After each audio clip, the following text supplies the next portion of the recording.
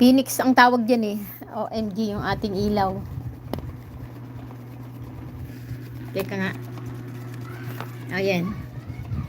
Ayan, saan na ba napunta yung ilaw na to? O yan, ang Phoenix. Ganda ng Phoenix, oh. So, ang ganda niya, di ba?